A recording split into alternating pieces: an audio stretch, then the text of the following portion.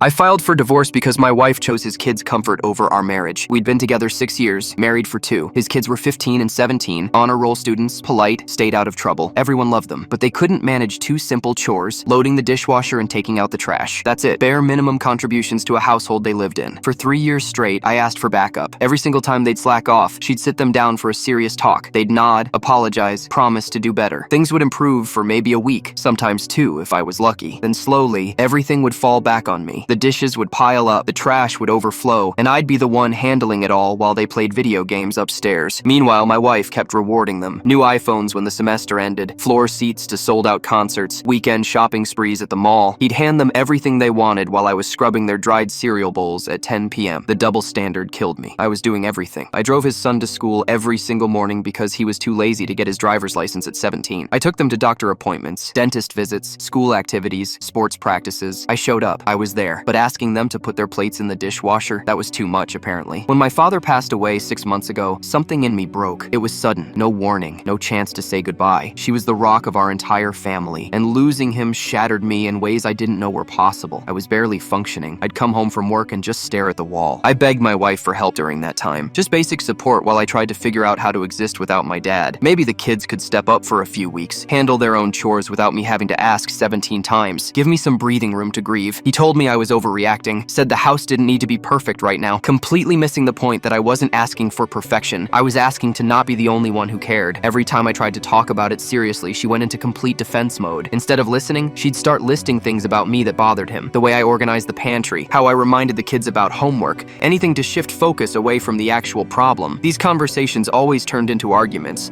and I'd end up shutting down completely, defeated and exhausted. I started to resent all of them. I'd watch my wife laugh with his kids over dinner while I cleaned up alone, and I'd feel this cold anger building in my chest. This wasn't the partnership I signed up for. This wasn't a family. This was me serving people who took me for granted. Then came the moment that ended everything. One night, while I was still deep in grief over my father, my wife brought up an ex of mine from over 6 years ago, before we'd even met. She asked if this person had reached out when my dad died. His tone made it clear he was questioning whether I'd hidden something from him. After everything I'd sacrificed for his family, after 3 years of being their unpaid housekeeper and chauffeur, after putting my own needs dead last while his kids got everything they wanted, he doubted my integrity over absolutely nothing. I didn't yell, I didn't cry, I just took off my wedding ring, set it on the kitchen counter, and walked upstairs. The next morning, I called a lawyer. 2 weeks later, the papers were filed. His kids texted me asking why I left so suddenly. I told them the truth. Ask your dad why she never had my back. Ask him why she let you treat me like the help instead of family. My ex tried calling to apologize, leaving voicemails about how she didn't mean it that way, how we could work through this, but I was already done. I blocked her number and haven't heard from her since.